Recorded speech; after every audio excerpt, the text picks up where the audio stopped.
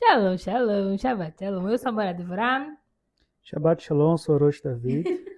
e nós vamos falar sobre a Brit Hadashah dessa Parashá Veirá. Eu trouxe o Orochi David porque eu queria fazer um pouquinho diferente, eu queria trazer uns conteúdos a mais, né? E, assim, é um assunto que é muito interessante e a gente vai trazer uma perspectiva diferente do que você está acostumado sobre 2 Coríntios, capítulo 6, versículo 14. Quer falar alguma coisa, Orochi? Perfeitamente, né? A gente tem uma perspectiva, né, que eu acho que é comum quando a gente lê, né, sobre jogo desigual, e vocês vão ver que na verdade é muito mais profundo. Pois é, isso aí na realidade o Dr. David Stern traz como um midrash, você viu? É um midrash, uma interpretação do versículo. Fala pra gente o que é midrash. É quase que uma entrevista, né? Midrash na verdade, é uma forma de ensinar aonde desperta na pessoa um pensamento sobre um determinado versículo. O Midrash, ele nunca deve ser levado num literal, ou seja, normalmente você vai encontrar uma história sobre um versículo, sobre um acontecimento na Torá ou no Tanar, e essa história, ela não é literal, ela não aconteceu. Ela está ali para desenvolver ou fazer você pensar no que o versículo ele quer trazer como ensino. É basicamente o que Mashiach faz o tempo todo no Brit Hadashah, né? Exatamente. Que a gente conhece como parábolas, né? Que vai estar no grego, no judaísmo a gente vai conhecer como midrash. Nossa, tá aí uma coisa que eu não tinha ligado. Eu sabia das duas informações, mas não tinha ligado uma outra nesse sentido, de que realmente as parábolas são midrashim. Muito bom. Então, vamos lá. Quer fazer a leitura dos versículos? Pode ser a partir de Do 6,14, referência. Até o 2 7,1. Coríntios, 2 Coríntios, capítulo 6, versículo 14. Não se ponham em julgo desigual com os descrentes, pois que a sociedade pode haver, pois que sociedade pode haver entre a justiça e a iniquidade? Ou que comunhão existe entre a luz e as trevas? Que harmonia pode haver entre Mashiach e o maligno? Ou que união existe entre o crente e o descrente? Que ligação há entre o santuário de Deus e os ídolos? Porque nós somos santuário do Deus vivo, como ele próprio disse: habitarei e andarei entre eles, serei seu Deus, e eles serão seu povo. Por isso o Senhor diz: saiam do meio deles e separem-se deles. Não toquem em coisa impura, e eu os receberei. Serei o pai de vocês, e vocês serão meus filhos e minhas filhas, diz o Senhor Todo-Poderoso. 7,1. Portanto, meus amados, tendo tais promessas, purifiquemo-nos de toda a impureza, tanto da carne como do espírito, aperfeiçoando a nossa santidade no temor de Deus. Muito bom. Aí eu li, aí fiquei assim, tá no caderno das crianças, né, de atividade. E aí eu fiquei me perguntando assim, o que que tem a ver uma coisa com a outra? Como que desenvolveu? O que que isso tem a ver com a nossa paraxá? E aí eu fui procurar o comentário do David Stern sobre isso. Já no início, a gente pode, antes de ler os comentários dele, eu queria que você explicasse o que é julgo de acordo com a Torá, como sempre, que é a primeira vez que aparece, se eu não me engano, vai ser em Devarim, em Deuteronômio 22:10, não lavarás com boi e jumentos juntos. Perfeito, né? A gente vai entender essa mitzvah, esse mandamento, né, da seguinte forma. Esse mandamento ele é um mandamento lotase, né, onde Deus diz para nós não faça. Nós não devemos, não podemos colocar dois animais que são diferentes para trabalhar ou comer no mesmo local. Né? Ou seja, isso naturalmente estaria atrelado, por exemplo, a uma ação da agricultura.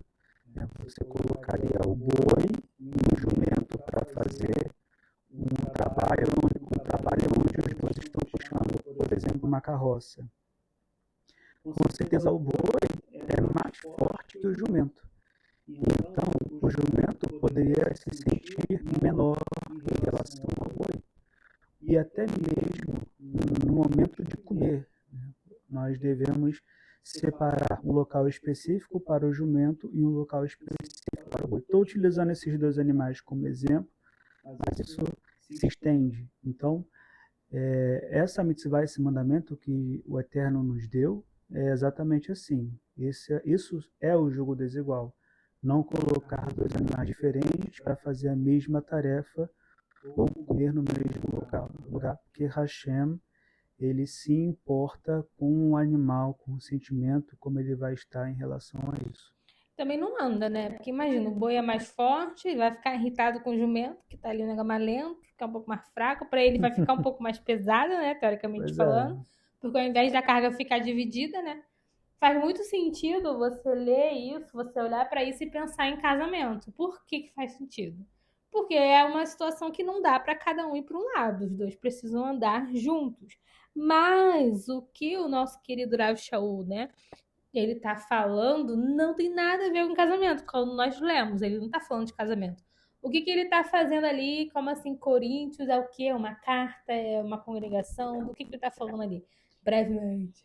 então, Coríntios é um local, né, que onde tinha uma comunidade judaica, numa sinagoga, e ele está mandando essa carta para essa região de Coríntios, né, aonde ele está tratando sobre essa questão do jogo desigual ali naquela comunidade, né, e claramente ele está falando em relação ao ambiente da comunidade, tanto interno como externo ali, da situação que ele está trazendo.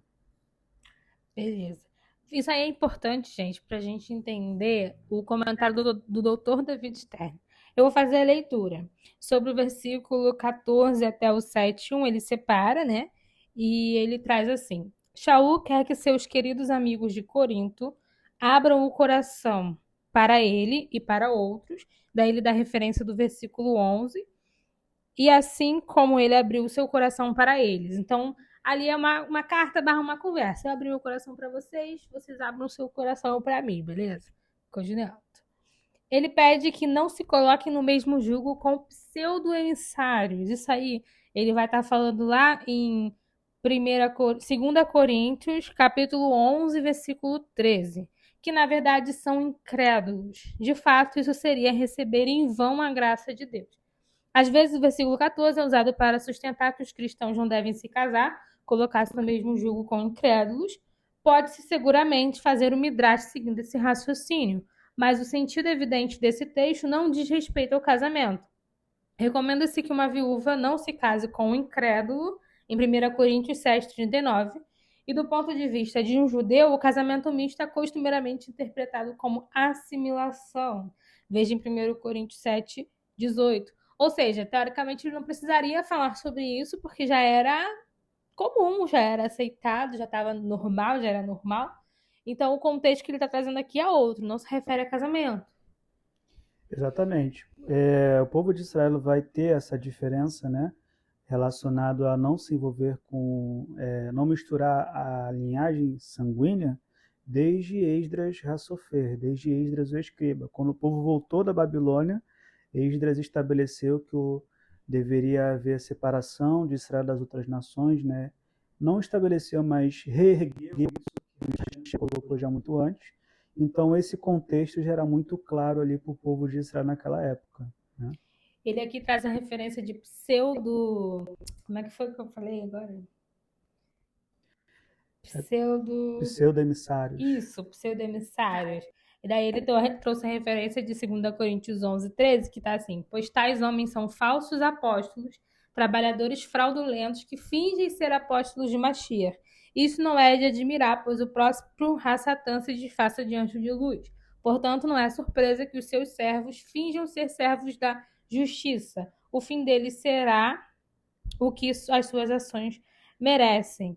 Então, aqui já deixando claro que essa questão de incrédulos com crédulos, e realmente, você lendo, né, 2 Coríntios 6, do 14 ao 7:1, você percebe que ele está falando mais sobre fé, sobre ideologias, sobre valores, do que sobre casamento apenas, sobre a questão de sobre relacionamento. Isso vai além disso, né? E quando você fala de uma congregação messiânica que crê em Yeshua como Mashiach, Os nossos desafios são relacionados ao quê? A isso, a crer nele como Mashiach ou não. Exatamente. E o fundo histórico daquela época é porque haviam, naquela época, pessoas que se apresentavam nas comunidades judaico-messiânicas, judeus, se apresentando como se fossem messiânicos. Eles diziam que criam em Yeshua como Mashiach, quando na verdade eles estavam disfarçados dentro da comunidade. Nós vamos ver esses relatos de Paulo, quando ele envia cartas às comunidades, né? E ele faz menção de ressaltar a fé dos membros daquela comunidade. Isso vai ser muito forte e ele vai se encontrar com um desses grupos, dessas pessoas, principalmente ali no contexto de Gálatas, quando ele tem um embate com Kefa, com Pedro, que também foi afetado ali por esse grupo, não queria sentar com gentios, enfim, isso já é outro assunto, mas o fundo histórico é que haviam grupos se disfarçando para poder colocar dentro da sinagoga, né, coisas que não eram de acordo com a Torá, né, que eram totalmente diferentes. Isso é muito interessante de se ver, porque assim, a gente tem como posso dizer, essa dificuldade hoje em dia, né? Porque se você consumir muito conteúdo de pessoas que não creem em Mashiach, você pode acabar, rasvechando a lei, né, desacreditando ele como Messias. Então não é só para os coríntios, vai para os nossos corações hoje em dia, né? E a conexão que isso tem com a Paraxá Vaierá é justamente sobre essa separação. Porque nessa Paraxá, somente o Israel não estava sofrendo as pragas, e Hashem fazendo claramente a distinção do povo dele daqueles insolentes lá dos egípcios, né? E sobre isso é muito interessante lembrar de Shabat. A gente faz a separação do Shabat para os outros dias. Hashem, ele deseja muito isso, que a gente se santifique, lá. Inclusive, no decorrer desses versículos de 2 Coríntios, ele vai falando sobre essa santificação, finaliza, né, o 7:1 falando sobre essa santificação, que é basicamente o que está acontecendo na paraxá da semana. Então, com essas pragas, com as coisas acontecendo, a Hashem deixando claramente ali, assim, explícito, quem é dele, quem é o povo dele, quem não é, né? Claramente os egípcios não estão sendo resguardados ou salvos, são pragas indo direto aos deuses deles, né? Deixando claro que tudo bom, não existem, não são deuses de verdade, né? E fazendo essa separação, quem é de Hashem, quem é do povo dele, quem está se santificando, completamente conectado com o que Rav Shaul está falando em 2 Coríntios 6. Perfeitamente. E o contexto, né, é muito interessante essa conexão da Brit Hadashah com a Paraxá. Por quê? Rav Shaul está ressaltando um grupo de pessoas que está trazendo coisas para dentro da comunidade que não são de acordo com a Torá. Deve fazer separação. Não se mistureis com as coisas das outras nações, né? Não inveje as outras nações, são ordenanças direto de Hashem. No contexto da Parashá Vaierá, nós vamos perceber que ao longo das pragas ainda haviam judeus do povo de Israel que queriam ficar no Egito. Ou seja, então nós vamos ter ali judeus que estavam acostumados com os costumes do Egito, com a forma como o Egito adorava, enfim, tudo isso. Então, esse ressalto da separação, né? Que é Torá, o que é a ordem do Criador, é a ordem do Criador, o que não é a ordem do Criador não pode estar no meio do povo de Israel. E em Shemot 8:23, Hashem diz, e farei distinção entre o meu povo e o teu povo. Então, deixando claro essa demarcação que Rav Shaul está falando pra gente, que traz agora, atual aqui. Vamos separar? Então, para de consumir esses tipos de conteúdos, tanto cristãos quanto ortodoxos, né? Vamos colocar assim, de maneira geral, né? Que falam contra o Mashiach, porque às vezes você pensa assim, não, mas poxa, dá pra eu ficar aqui ouvindo essas pregações, dá tudo certo. Cara, em algum momento isso vai bater de frente, vai ser desigual com o que você aprende da Torá, querendo ou não. Assim, ai, mas poxa, é um conteúdo legal. Ah, Morato, você tá sendo meio dura, Morato. Tô sendo meio dura porque assim, é uma ordenança de Hashem e é uma recomendação de Rav Shaul, tudo bom? Quem sou eu pra ser contra? tudo bom? Trazendo para os dias atuais, assim, é literalmente, não tem como que você vai ficar num lugar ou conversando com pessoas, ou assistindo esse tipo de conteúdo. Claro, não estou falando de conversas normais, de convivência normal, até porque o nosso Machir convivia, comia, isso não tem nada a ver. Mas sobre você ali fazer uma aliança, a gente está falando sobre aliança, sobre você manter. Quando você vai assistir esses estudos e coloca aquela pessoa como, sei lá, o seu guru, acho uma forma mais fácil de dizer sem atacar a ninguém, né, explicitamente.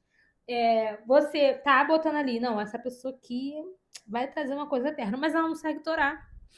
Mas não tá cachear o que ela tá falando. Os pensamentos dela são a igreja substitui o povo de Israel, o Novo Testamento, né? Ele vai substituir o Velho Testamento. Então, assim, uma hora essas ideias vão se chocar e isso não vai dar certo. Então, é importante essa separação. E ainda, né, depois dessa fala, você pode pensar assim, mas eu ainda acho que não tem problema, né? Eu tenho minha cabeça formada e tal, etc. Eu tenho, enfim, uma estrutura, isso não é problema. Então, a história prova para a gente, né, que é perigoso. Por quê? Porque dessa influência que o povo de Israel sofreu, e a gente está falando de rabinos conceituados, rabinos estudiosos, né? Dessa influência que Israel sofreu desse período greco-romano, nasceu o cristão católico, a religião cristã católica. Então, e daí, né, veio todos os demais. Então, você trazer essas coisas, né, num pensamento de que isso não vai afetar, a história prova que na verdade isso é impossível. Uma hora, tem um ditado que existe aí fora, água mole, pedra dura, tanto bate até que fura, né? Assim, você não pode ficar fazendo uma conexão que você diz que você está seguro que em algum momento isso pode afetar a sua mente, afetar o seu coração, afetar a sua família ao redor, né, afetar as pessoas que estão ao seu redor. E tudo isso muda, né, muda a mente de todo mundo. Né?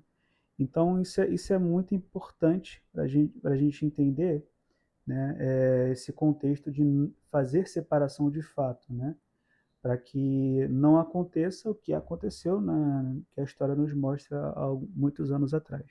De Hasbe Shalom, abandonar a Torá e o nosso Messias Yeshua, né? E esse ponto, assim, é crucial do que a gente está falando, volto a repetir, não é sobre convivência, não é sobre falar, não é sobre, né, ter aquela relação que, querendo ou não, ela acaba sendo um pouco superficial, ou não. O importante é você não fazer alianças, você não ter essa pessoa como seu mestre em alguma instância, você não ver essa pessoa, sabe, você fazer essa separação. Olha, essa pessoa que segue diferente de mim tem valores e costumes diferentes do meu, então, no que diz respeito à religiosidade, etc., eu vou tomar cuidado porque vai contra os meus valores. E quando a gente fala de Torá, a Torá não é só assim, uma religião. Não. A Torá rege sobre toda a nossa vida. Desde os pensamentos, o casamento, que assim, Yeshua já falou dos pensamentos, né? A Torá é um pouquinho mais leve que Yeshua nesse ponto, eu acho. E aí você tem ali os seus pensamentos, a forma de comer, a forma de vestir, porque é diferente no seu relacionamento. Então, existem leis para tudo. A Shem cuida de tudo. Olha aí que a gente estava falando antes, né, sobre a questão dos animais. Então, assim, não é só uma questão de religião. A gente precisa ter um cuidado total e fazer a separação do que é santo, do que não é. Se santificar para que possamos cumprir a palavra de Hashem, que Hashem possa habitar em nós. E sermos seus filhos e suas filhas, como está escrito. Né? Está relembrado na Brit Hadashah dessa paraxá que estamos falando. É isso. E interessante que Moisés, na Parashá Nitzavim, ele faz lembrança exatamente desse problema de você misturar as coisas, né? Porque existe um momento que ele fala assim, né? Vós estáis diante de Deus hoje, né?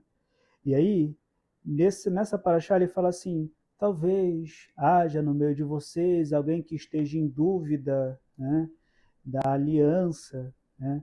E aí, alguns versículos à frente, ele fala assim, que essa dúvida vai brotar uma raiz amarga, né?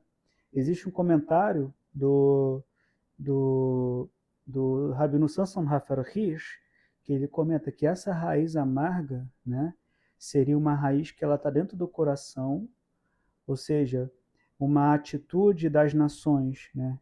Resumindo o comentário dele, uma atitude das nações que chamou a atenção de alguém que está dentro do povo, e essa atitude das nações, esse costume, essa pessoa disse assim, olha, isso não tem problema eu fazer, só que isso colocou uma raiz dentro do coração da pessoa, esse costume que ela trouxe para dentro do povo. Lá na frente, essa raiz vai brotar e vai se tornar uma árvore. E essa árvore, lá na frente, no sentido metafórico, é a família, ela indo para um outro local, indo para um outro costume, indo para uma outra nação. Então, Moshe ele faz um alerta para o povo em relação a isso, né? A gente não trazer essas coisas para dentro do povo, porque isso pode ser o início de uma raiz que lá na frente pode fazer uma família inteira se desviar de Hashem. E no início do capítulo, né, Rav Shaul fala, como cooperadores de Deus, insistimos com vocês para não receberem inutilmente a graça de Deus.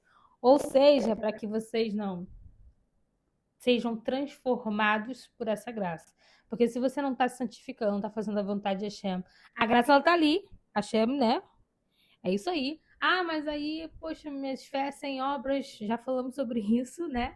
Então, se não há mudança, se não há essa separação, se não há essa preocupação em ser santo para o seu Deus, como ele é santo, e lá, para que ele habite em nosso meio, você vai estar tornando a graça inútil. Complicado, pesado, né? Não fui eu que disse. Pois é, Mashiach também fala pra gente que nós somos sal, nós somos luz, então nós devemos ser diferentes, né? Você ir na direção do Mashiach, na direção do Criador, é você ir na contramão do mundo. Sim. É você, como o próprio Mashiach fala, anular-se a si mesmo. Então você anula muitas coisas, né? Porque você ama o Mashiach, você ama o Criador e você entende que nós estamos nesse mundo de forma passageira e com objetivos para estarmos lá no outro mundo, né? Aí já num corpo imortal, num momento maravilhoso com o Mashiach, né? De uma forma maravilhosa. Então, existem sacrifícios que a gente deve fazer nesse mundo, indo em direção e com amor temeroso e temeroso amor em direção ao Mashiach, em direção a Hashem. É isso, muito bom. Né? Deixamos para vocês lerem novamente, não se coloquem em julgo desigual, tenham cuidado com as alianças que vocês estão fazendo, com quem está entrando na mente de vocês. E é isso. É isso. Shabbat Shalom. Shabbat Shalom. Temos um Shabbat deleitoso com a ajuda de Hashem. Shalom, shalom. Shalom, shalom.